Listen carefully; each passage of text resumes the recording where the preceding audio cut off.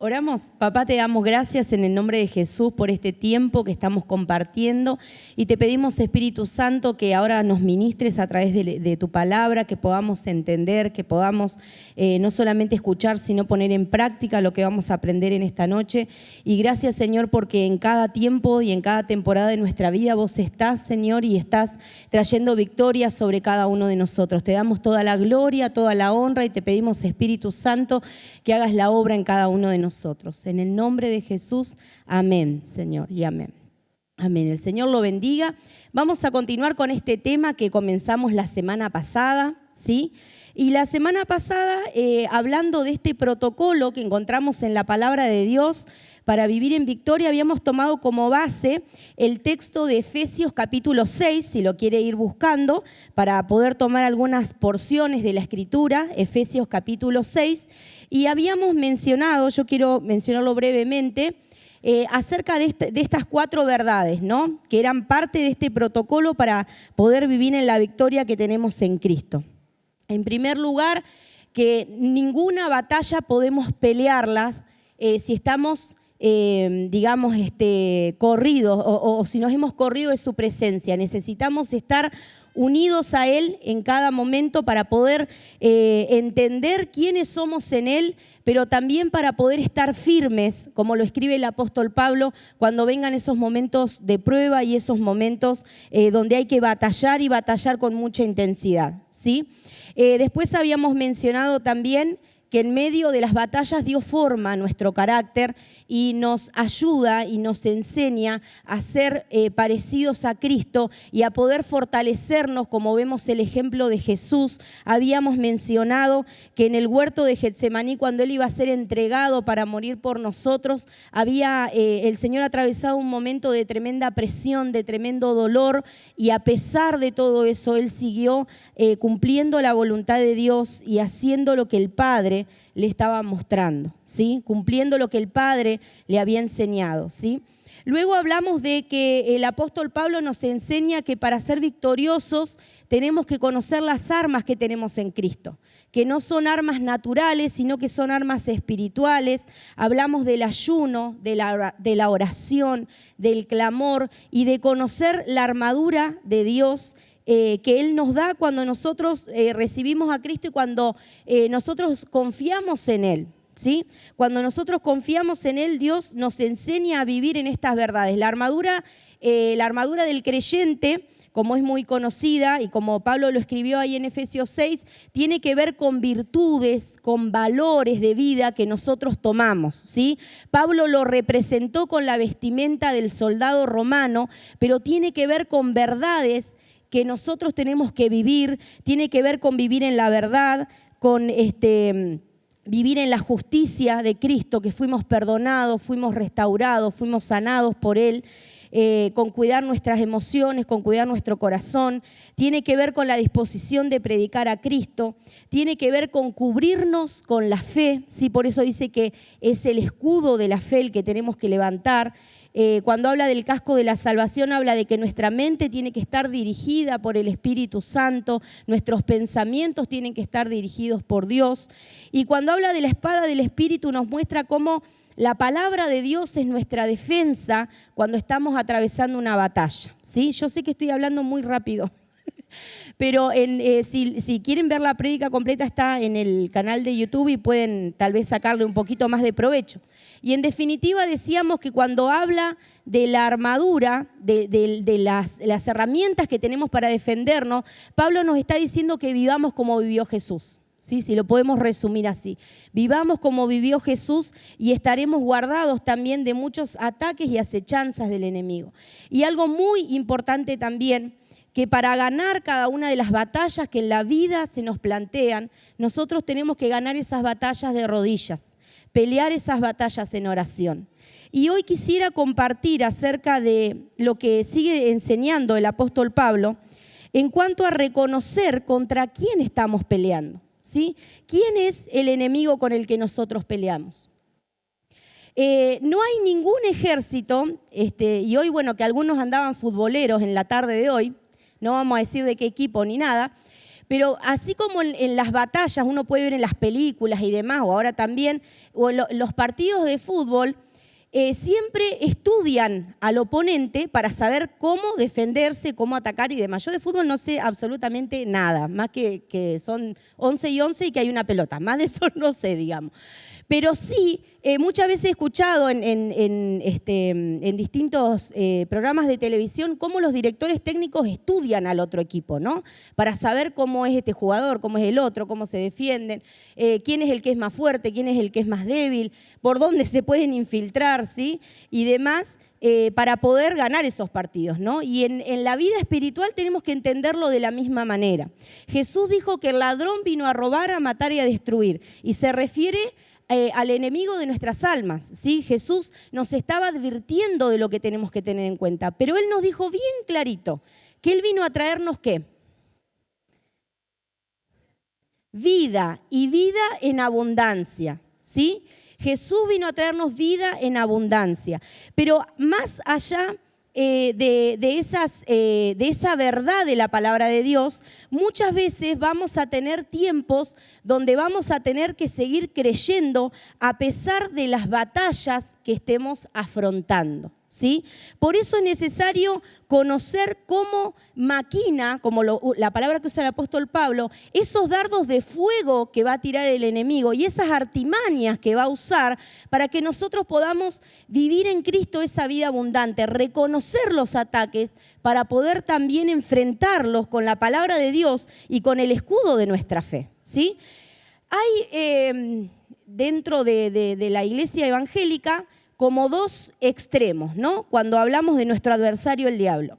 Hay dos extremos. Uno que dice, ni lo nombremos, yo no te molesto, vos no me molestes. Y hay otro extremo donde todo lo que pasa le echa la culpa al diablo, ¿no? Hay mosquito, la culpa es del diablo. Y son extremos. Nosotros tenemos que entender el equilibrio del medio, por así decirlo, ¿no? Y entender lo que la palabra dice, ni irnos al extremo de echarle la culpa al diablo de todo, pero tampoco creer que nosotros estamos tan, tan resguardados que no nos va a venir a atacar. Porque volvemos a lo que dijo Jesús, Él va a venir a robar, a matar y a destruir, pero Jesús vino a traer vida. Nosotros no le tenemos que tener miedo, pero sí tenemos que ser conscientes de sus artimañas, ¿sí? El apóstol Pablo lo expresa de esta manera.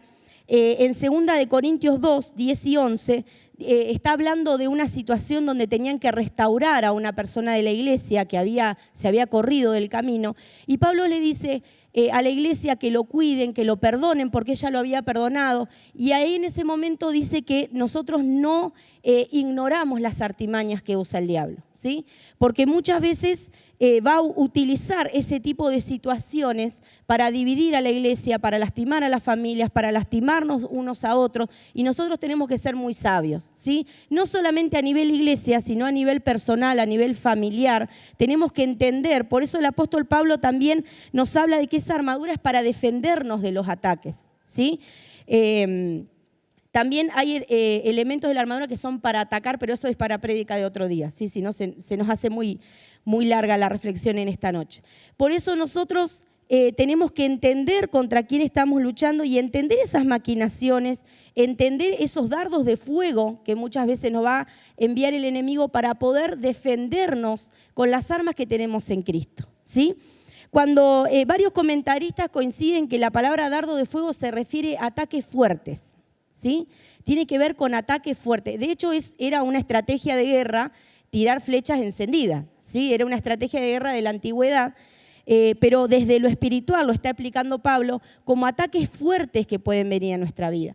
Y para ejemplificar esto que estamos charlando, yo quisiera compartir algunas cuestiones que nos habla el libro de Nehemías, ¿sí? El libro de Nehemías, en el capítulo 4 y 6, nos va a hablar de distintos ataques que personas, ¿sí? Los nombra a estas personas, pero que son como figura o tipo de cómo el enemigo nos ataca a los creyentes muchas veces, ¿sí? En Nehemías 4 y 6 nos habla de un tal Sanbalat, que era uno de las personas que vivía en Jerusalén, que no era del pueblo de Dios, pero estaba ahí. Y si recordamos, la tarea de Nehemías era reconstruir los muros de la ciudad de Jerusalén para que esa ciudad no esté expuesta a los ataques, ¿sí? No era, digamos, la costumbre o la vivencia como tenemos hoy, que cada ciudad es abierta. Bueno, más o menos ahora en Argentina estamos medio complicados con ese tema, ¿no? Sobre todo nuestros hermanos de Formosa, por los que tenemos que orar mucho, porque parece que está blindada la provincia, ¿no? Pero en esa época cada ciudad estaba cerrada, amurallada para poder ser protegida. Y Nehemías también es figura de esa enseñanza de cómo tenemos que levantar esos muros de oración por nuestra casa, por nuestra vida, por nuestra iglesia, por nuestra ciudad. Pero también habla de cómo el enemigo lo atacó muchas veces para que él se corra de la voluntad de Dios, ¿sí? Por eso, tomando en cuenta esto, vamos a ver también cómo nos ataca muchas veces el enemigo, ¿sí? Yo no voy a leer todos los pasajes porque necesito sintetizar un poquito el tiempo, pero yendo a Nehemías, si leemos en el capítulo 4, comienza a contar desde el comienzo del capítulo cómo Dios lo llama a que él haga esa tarea, ¿sí? A que él pueda realizar esa tarea. Pero, dice la Biblia, cuando Sanbalat se enteró de que estábamos reconstruyendo, escribe Nehemías, ¿no? Dice, se disgustó muchísimo. Dice, y se burló de los judíos. Y empezó a decir, ¿qué están haciendo estos miserables judíos? ¿Creen que se les va a dejar que reconstruyan y que vuelvan a ofrecer sacrificios, que vuelvan a adorar a Dios en este lugar? ¿Piensan acaso terminar en un solo día? ¿Cómo creen que con esas piedras quemadas de esos escombros van a hacer algo nuevo? Eran palabras tratando de desacreditarlos, de burlarse, de desanimarse, de generar conflictos entre las mismas personas. De hecho, si seguimos leyendo, cada una de las cosas que yo les voy a nombrar está especificada en los versículos, ¿sí? Estaban tratando de que detengan su servicio a Dios, de que no crean lo que Dios había dicho. Estaban desacreditándolos a ellos, pero también lo que Dios podía hacer. Porque fíjense esta expresión, ¿no? De esos escombros quemados, ¿qué van a sacar? Y muchas veces esas palabras va a usar el enemigo para desacreditarnos a nosotros, para hacernos creer que porque tal vez parecemos un escombro quemado, porque hemos vivido situaciones que nos destruyeron, que nos trajeron dolor, que nos hicieron sentir que no servíamos para nada, nosotros no servimos para nada y no podemos hacer nada y a Dios no lo vamos a poder servir nunca. Y eso es una tremenda mentira, porque en Cristo somos nueva criatura. Y aunque parezcamos un escombro quemado, Dios nos hace una hermosa piedra. ¿Amén? Porque la palabra también dice en Primera de Pedro que nosotros somos piedras vivas. Jesús cambia la situación, cambia nuestro estatus espiritual cuando lo recibimos a Él. Pablo mismo escribe que estamos sentados en los lugares celestiales con Cristo. Y esa es la verdad que nosotros tenemos que tomar de la palabra de Dios cuando vienen esos ataques. ¿Y sabe qué es lo más triste de todo esto? Que a veces el enemigo usa personas para decirnos esas cosas. Y nosotros jamás tenemos que prestarle oído a esas palabras de descrédito. Porque podemos haber cometido errores, podemos haber pecado y mucho, podemos habernos equivocado en un montón de cosas, pero la palabra de Dios no cambia. Y si Dios dice que Él nos perdona y nos hace nueva criatura, así lo hace. Y esa es la verdad que nosotros tenemos que creer. Por eso muchas veces el enemigo se maneja de estas maneras, trata de desenfocarnos de lo que tenemos que hacer, trata de desenfocarnos de nuestra tarea en nuestra casa, en nuestra familia, en nuestro trabajo, ¿sí? ¿Cuántas veces uno es responsable en el trabajo y vio como dijo Pablo, ¿no? Las malas compañías corrompen las buenas costumbres, ¿no? Así lo dijo el apóstol Pablo. A veces somos muy responsables en el trabajo y alguien dice, pero dejá, vení a tomarte unos mates. Y ya dejamos lo que estábamos haciendo y empezamos a quitarle horas a nuestro trabajo, ¿sí? Muchas veces en nuestra familia estamos construyendo nuestro matrimonio, estamos construyendo nuestra vida como padres. Algunos acá ya tienen la bendición de tener abuelos. ¿Y cuántas veces hay tantas cosas de tener nietos? Perdón, no abuelos, lo dije al revés. ¿Cuántas veces hay cosas que nos distraen y no nos permiten ser parte de la construcción de esa familia? Nos distrae tal vez estos aparatitos con los que andamos para todos lados, nos distrae tal vez excedernos en las horas de trabajo, nos distrae tal vez el pecado, una tentación, y nos perdemos la bendición de Dios de construir esa familia que Él nos puso en las manos, ¿sí? Tal vez hoy tengamos que mirar un poquito para adentro y ver qué es lo que nos está distrayendo. ¿Qué está usando el enemigo para distraernos? Muchas veces la distracción va a ser esto que yo les mencionaba antes, creer que no sabemos nada, que no podemos nada. Entonces cada vez que aparece una oportunidad de servir a Dios, yo no puedo, yo no sé, y si vos supieras la vida que yo tuve, no me invitarías a servir en un ministerio. Y nos perdemos de bendecir a otros porque estamos desenfocados creyendo las mentiras que muchas veces nos trajo el enemigo. Y la estrategia que usó Nehemías para no desenfocarse fue en medio de toda su lucha, porque dice en el capítulo 4 que en un momento estaban levantando las piedras para construir el muro y con la otra mano tenían la espada, porque tenían que defenderse, porque no solamente estaban agrediéndolos de palabras, sino que físicamente los estaban amenazando de agredirlo. A pesar de estar en una batalla tremenda, Nehemías siempre escuchó lo que Dios decía. Siempre se enfocó en lo que Dios decía. Y era tal la carga que ese hombre tenía por reconstruir los muros de esa ciudad, y era tal el enfoque que él tenía en Dios, que el enemigo no lo pudo distraer. Por eso cuando estamos peleando, muchas voces van a venir a nuestra cabeza, muchas palabras vamos a escuchar, muchas opiniones nos van a traer. Pero lo fundamental para vivir en victoria es escuchar lo que dice Dios. Es escuchar lo que Dios está hablando sobre esa situación. Y para completar un poquito esta idea, yo quisiera que podamos buscar juntos 2 de Crónicas capítulo 20. Esta porción de la Escritura nos habla de un evento muy precioso del pueblo de Dios, 2 de Crónicas capítulo 20, un poquito más atrás de Nehemías nada más. Y es una palabra que realmente Dios usó mucho para ministrar mi vida en distintos momentos, y quiero que compartamos algunas ideas de esto, ¿sí? Fíjense el estado en el que estaba el pueblo de desesperación. Cuando está terminando el versículo 12, el rey Josafat, desde el versículo 6, está orando y hablando con Dios. Y aquí traduce en la nueva versión internacional, cuando termina el versículo 12, el rey dice: no sabemos qué hacer. En ti hemos puesto nuestra esperanza. No sabemos qué hacer, pero en ti hemos puesto nuestra esperanza. Dígame si muchas veces en medio de una lucha familiar, económica, personal, a veces con los pensamientos y sentimientos que vienen a nuestra mente, no sabemos qué hacer. Pero es ahí donde tenemos que volver a confiar en el Señor. Es ahí donde tenemos que volver a poner nuestra esperanza en Dios y ver cómo el Señor, como hoy lo cantábamos, cómo Dios pelea nuestra batalla. Obviamente que va a haber una parte que vamos a hacer nosotros, pero hay batallas que es absolutamente necesario entregarle el control a Dios para que Él pueda pelear de nuestra parte. A veces levantar nuestra voz y defendernos no va a ser productivo, pero dejar que Dios nos defienda va a ser algo fundamental para poder ver la victoria.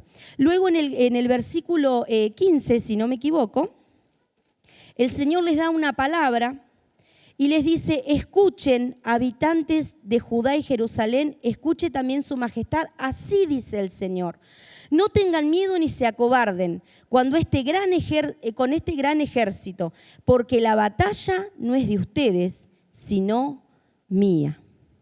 Dios les estaba diciendo: yo voy a pelear por cada uno de ustedes. La batalla es mía, dice el Señor. Hay otros textos, ¿sí?, también en Deuteronomio, donde Dios le dice la misma palabra a su pueblo: no tengan miedo, que el Señor peleará por ustedes.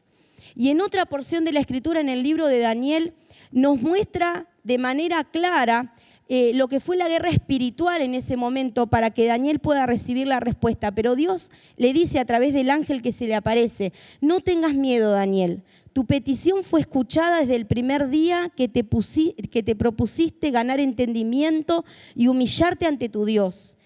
en respuesta a ella, aquí estoy. Dios le estaba diciendo, Daniel, tu respuesta se está por cumplir. Dios está por traer respuesta. Pero desde el primer día fue escuchada tu oración. Y tal vez hoy estamos pasando un tiempo de batalla que se ha prolongado, que tal vez sentimos que es demasiado largo el tiempo que estuvimos peleando con algo, pero el Señor nos da fe en este pasaje de que Él ya nos escuchó. De hecho, Jesús mismo muchas veces enseñó que cuando clamamos, el Padre nos oye, y cuando es el tiempo, el Señor mandará la respuesta. Pero no dudemos de que Dios está escuchando nuestra oración y está batallando con cada uno de nosotros y está peleando nuestra batalla. Le quiero contar brevemente, para ir finalizando, un testimonio de esta semana. Le pedí permiso a mi amiga Lore porque esto queda grabado, entonces con permiso de ella lo voy a contar. Lorena es una amiga mía que fue mi pastora y ella es docente y es pastora también. Y con su esposo trabajaban en misiones hasta el 2019 y en el 2020 se mudaron a Entre Ríos. Y el pastor se mudó y siguió trabajando, ella y su esposo, pero Lorena no pudo trabajar más como docente porque lleva toda una clase de trámites que son bastante largos. En conclusión, para llegar al 2021, le avisan unos días antes de que empiecen las clases que no le daban la licencia en misiones y que ella tenía que volver a misiones a trabajar y dejar toda su familia acá en Entre Ríos.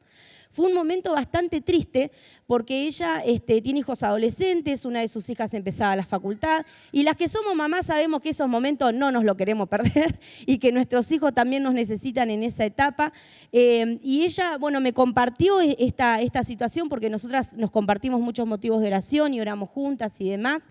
Y yo sentí de parte del Señor que ella tenía que orar y yo le dije, yo me comprometo a orar con vos, que vos más de 15 días no vas a estar en misiones.